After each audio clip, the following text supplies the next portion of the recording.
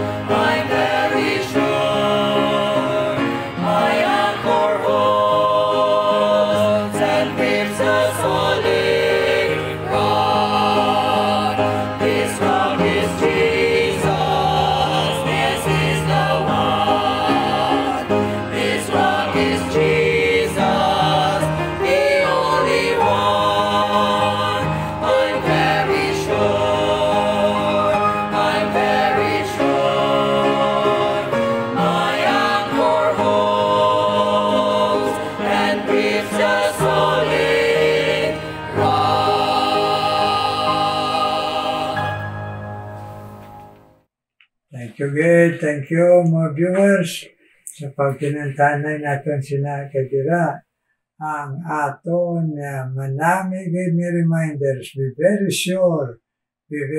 Amen, mga viewers. Kabay pa sa Diyahon naton nga pagkanta sina kagkamo nga nagtudlo sa inyo kabataan. God bless you. Karon, it is our privilege nga magapamati kita sang pulong sa Ginoo pinagi sa iya alagad Pastor Rihong Baldemor, missionary pastor sa Banga, Aklan. Mayong gabi sa tanan naton nga mga suki nga nagapamati sining meditation and prayer by Reverend Rudy Escobar. Salamat sa Ginoo. Another wonderful evening sa sining Sunday. Kag we thank the Lord gid sa iyang mga bilidon nga pulong aton nabatian all throughout the day, no? At the closing of the day karon sa gabi mapahulay kita of course sa mga active sa church ministries kapoy na gid, no? But again, pwede kita yak pamalandong sa pulong sa Ginoo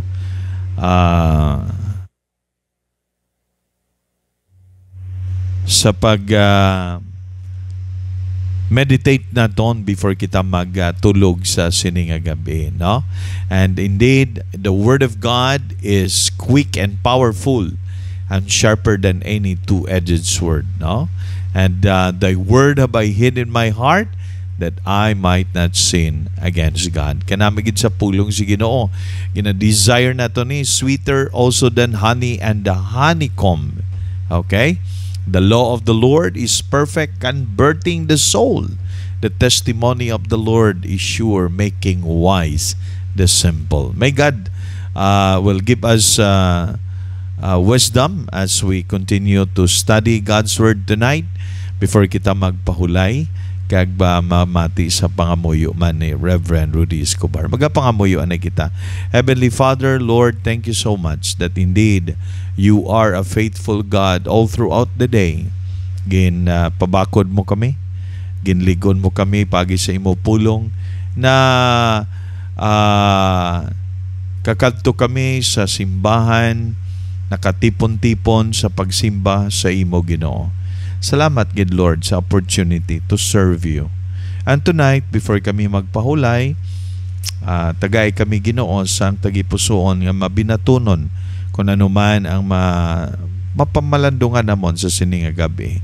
Bless our time together, Lord. This is our humble prayer, Father, for in Jesus' precious name, our Lord and Savior, and the power of the Holy Spirit. Amen and amen. Okay, karon, the last time na to, nag-series kita sa sininga principles, okay, biblical principles in the Word of God sa pulong si Ginoo. Nga natun-an naton last time, ang ining ginatawag naton nga 7 principles for Christian giving. Kag ari gid diri makita naton, no? Ginhatag ini ni Apostle Paul for us to follow instructions. Ini ginhatag niya sa mga Christians kag mga churches, okay, sa Asia Minor. Isa sa mga church gid na focus niya sa taga-Corinto. Tungod kay mga taga-Efeso, taga-Galacia, okay, nakatuon sila, no? Kag karon gusto naton ining i-adapt nga kind of principles in our churches today, kay man nakita ta kung ano ang pagpakamaayo sa Ginoo for those who are obedient to His command, to His word. So Apostle Paul nagambal gid siya diri sa mga taga-Corinth, no? Siling niya, now concerning the collection for the saints, as I have given order to the churches of Galatia, even so do ye. Kamo man diri sa Corinto, no? Siling niya sa 1 Corinthians chapter 16.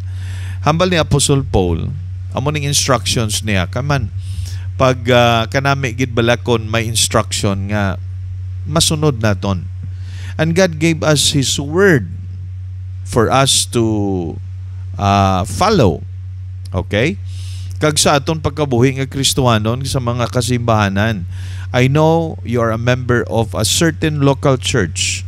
Kanami ni nga ma-practice mo ini sa imo kabuhi. Now, kung hindi ka man, it's up to you.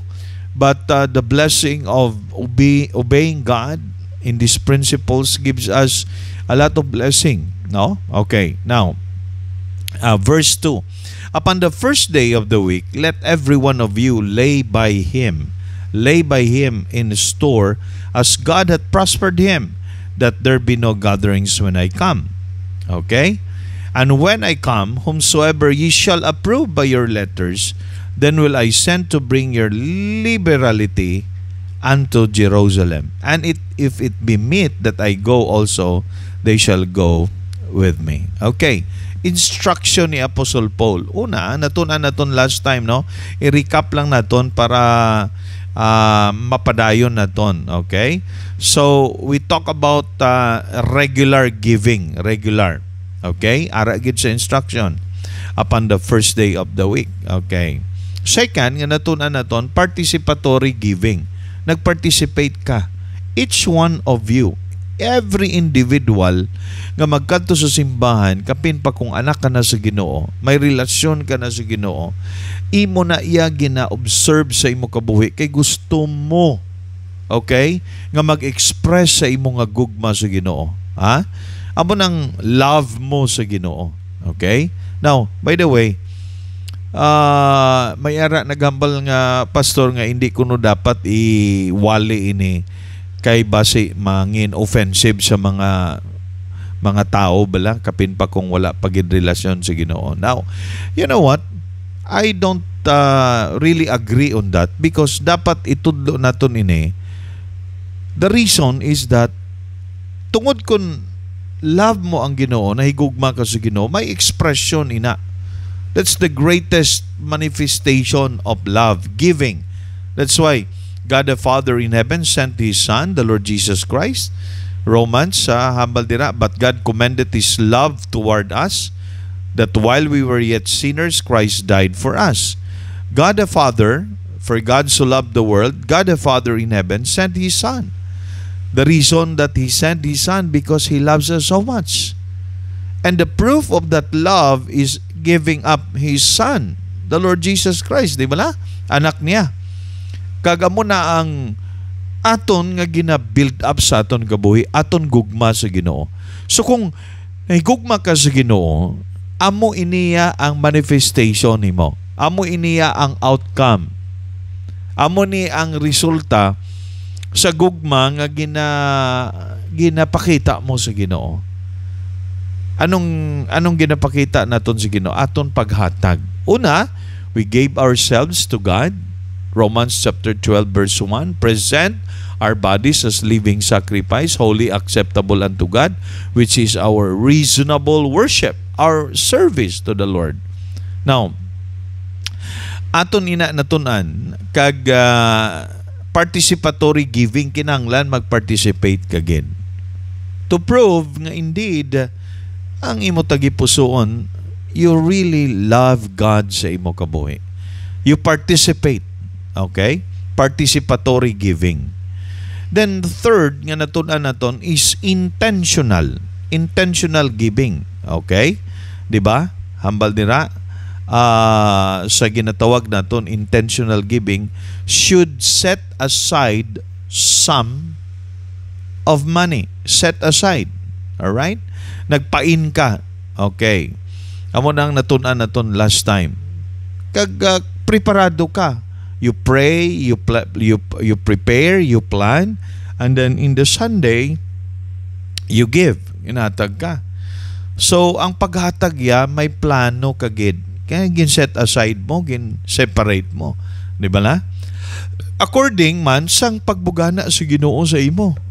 Hindi nga. Of course, very practical, common sense.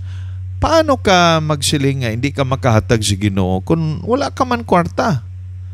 Oh.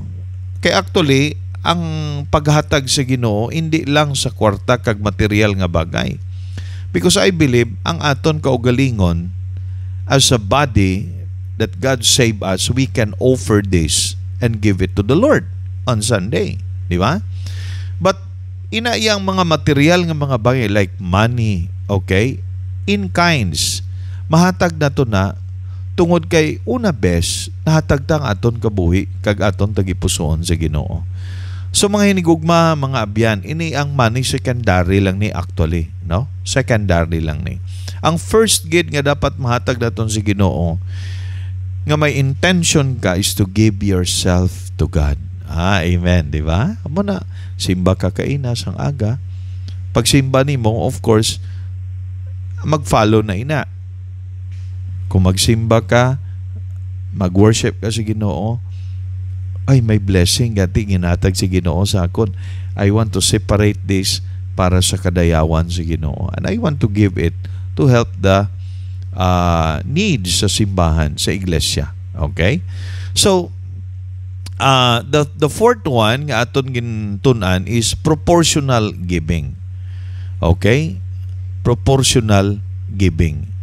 Meaning, in keeping with God's provision sa imo income, ma-set aside ka proportional, meaning kung ano man ginhatag sa Ginoo sa imo nga blessing. For example, pag pangamuyo mo sa Ginoo, tagaan ka sang financial blessing this week, tapos nakita mo imo tindahan nag-prosper, nakakita ka for the week 1,000 pesos, okay?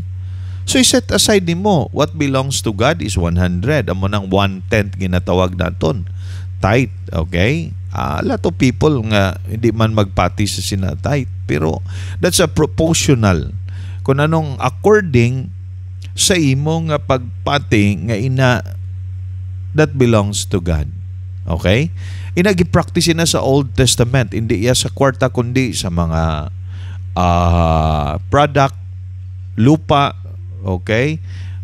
Mga naani nga mga tanom, prutas o kung ano man dira nga mga animals, mga ginhatag nila sa Ginoo ina sa Old Testament times, okay? But you know what? Ang principle behind sina amo nang gina-practice naton subong. In fact, wala man nag-against ang Ginoo nga hindi ka mag-tithe, no?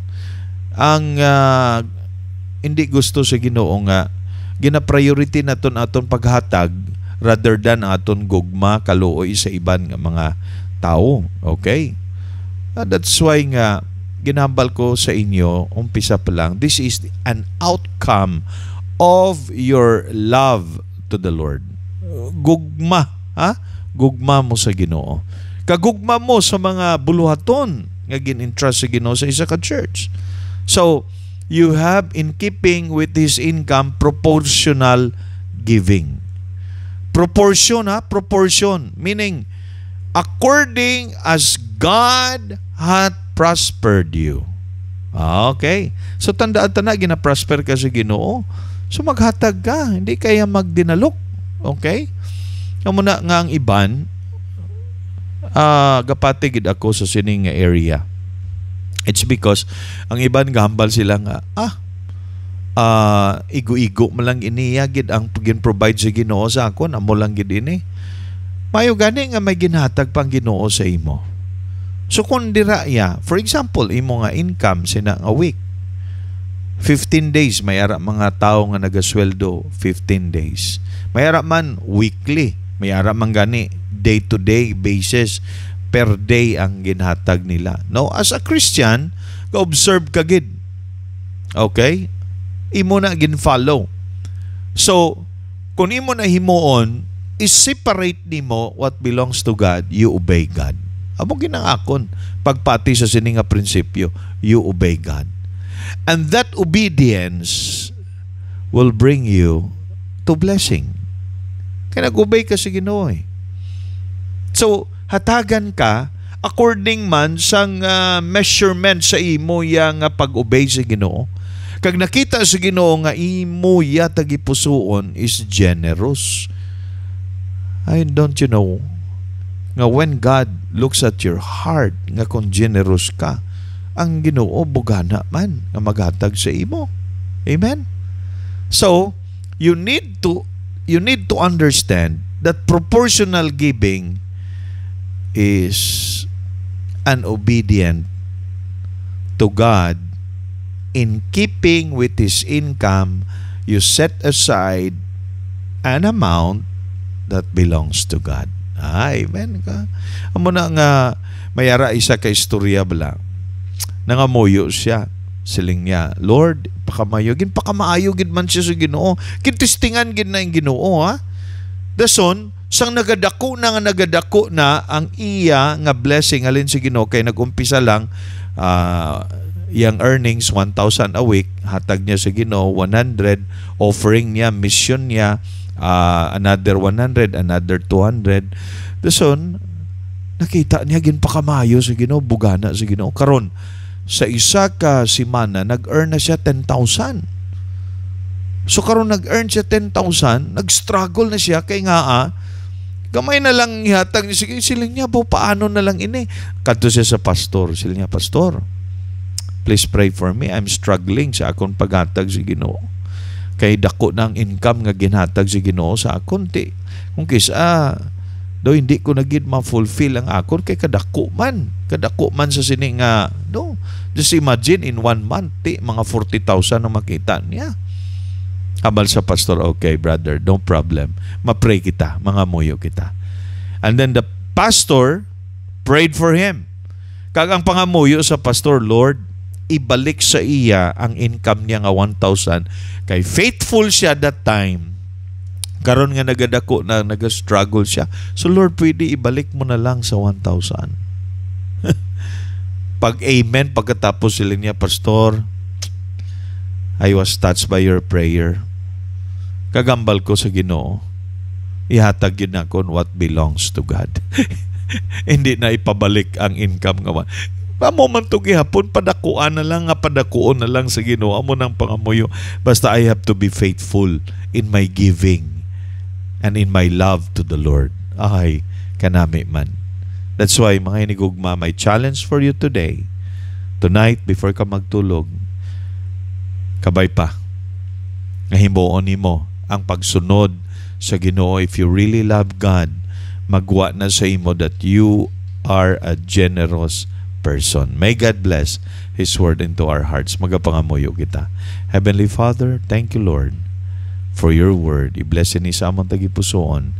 This we pray in Jesus' name. Amen. Okay, salamat gid kag magapamati kita sa pangamuyo ni Reverend Rudy Escobar. God bless and good evening sa tanan. Thank you, God, Pastor Rayom. Sinanga pag-share mo sa pulong sa Ginoo. Kabay pa nga sa gihapon ang tanan mga viewers maghahatagi kami tion nga magunahuna silang malayga sa pulong sa Ginoo. Karon mga muyo na kita mga viewers. Ginoo may ngabalaan. Thank you, God. Sa kagayunan natag mo sa amon na malagayan kami sa pulong. So, bless Pastor Rayom nga nag-volunteer kada Domingo sa sining broadcast, meditation of God and prayer nga mag-share sa imo pulong. I-bless man siya sa lawas kag sa mabakod na pagtuo sa pagpadayon sa imo pagtawag sa iya sa aklan o po sa iya Ginoo ang asawa si Bing Ginoo. Yes, kay Ma'am Bing, i-bless man. Kag ang ilang mga lawas, kag ang pagpag-graduate mo kay Jason i-bless man, Ginoo. Kag si Jaser, sa ila kabuhi, Ginoo. Nga makadumdum, kay padumduman sila, kag pangikuta man sila, Jason mag-alagad sa imo, Ginoo. Magsunod, makabuhi sa imo. Yes, Lord, bless ang mga Baltimore's family. Nagkaroon, Ginoo, akong ginadala sa imo ang mga nagintandog mo nga magpamati sa imo pulong upod sa imo mga alagad nga nagapalayday Ginoo.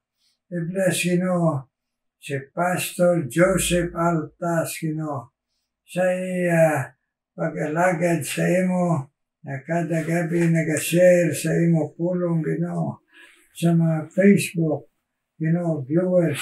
So bless man Pastor Joseph Altas. Kag nakabalo ka man sa iya kinahanglan, sa iya lawas Ginoo, kag siya pagtuo, kag siya makinahanglan financial, bless man si Pastor Joseph Altas Ginoo, kag iya anak sa padayon na mag-alagad sa imo.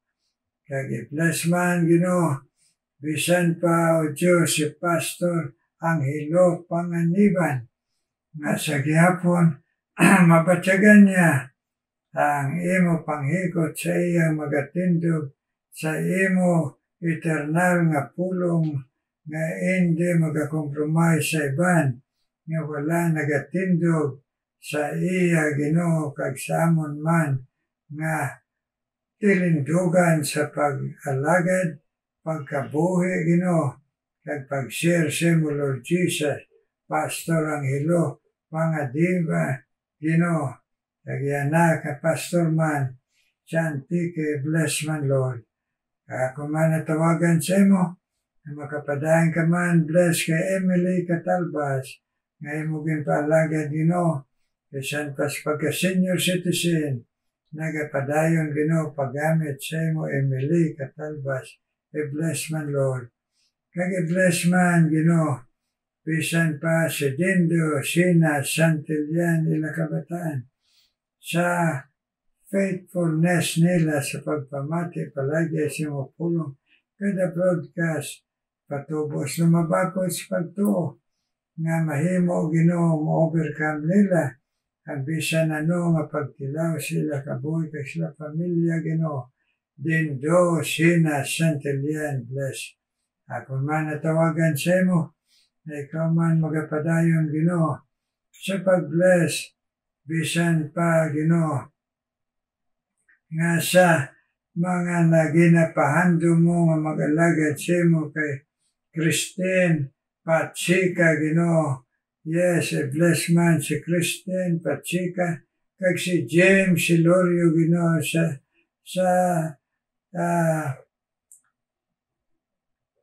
dito, Ginoo, nga nagapuyo o Diyos, nga sa diin, Ginoo, sa Canada, nagapangabay nga ikaw man mag-bless sa iya, Ginoo, kag sa iya Iloy, kag siya utod si James Silorio, Ginoo. Yes, bless sa Canada, kag sa ila pag-alagad, kag si Christine Patsika man sa California, bless man siya, Ginoo, na mahimo nga sa tanan nga mga panghangkat siya kabuhi pa-survive siya. Dinay sa strength mo, Ginoo, Christine Patsika, kag padayon siya alagad sa imo sang tayuyon, Ginoo. Kag bless man si Ilma Tagupa, kag si Marilo Ares, Ginoo. Sa pamilya ni Marilo Ares, ngayon kuha mo na mahimo, Ginoo, makapadayon sila pag-alagad, pagtuo sa imo, Lord Jesus. Kag si Ilma Tagupa, Ginoo, nga nagapagamit man sa imo, sa pag-share sa imo, Ginoo, mga huna-huna, Ginoo, kag sa imo, Ginoo, mga pulong. Kada adlaw, Ginoo, Ilma Tagupa, bless kaya pamilya. Ako man ginatawag sa imo, Ginoo, na magapadayon ka man sa pag-bless kay Ryan, kay Mary Tupas, Ginoo, nakabay pa taga Isla Kapisan, kaganas pag-alagad pagkabuhi sa imo, Ryan, Mary Tupas, Ginoo, bless.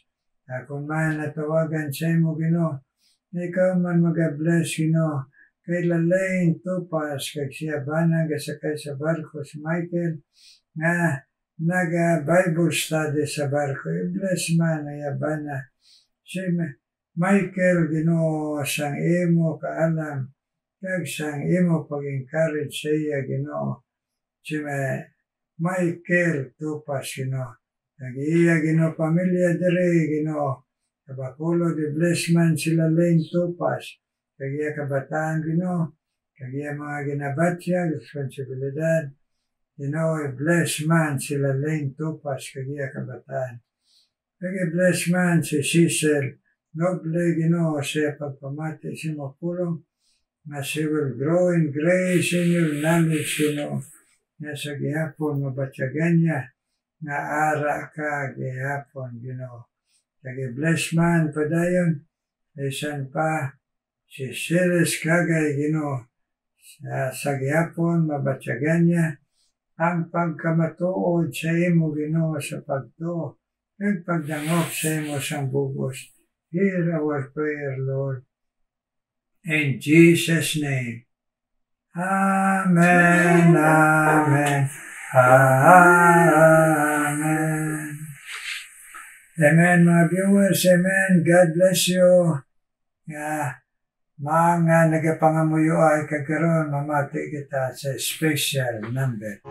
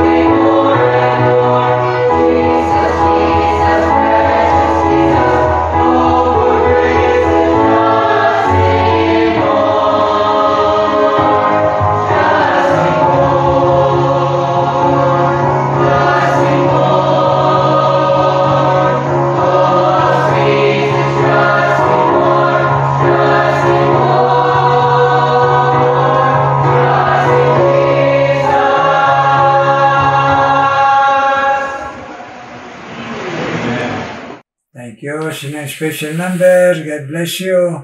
Abay pa mapadayan ka mo paggamit sa inyo tingog sa Ginoo. Amen. Amen ka kita, mga viewers all around the world.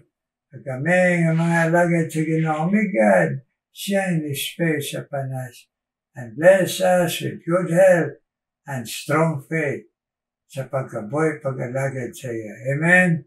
Amen, mga viewers. God bless. God bless.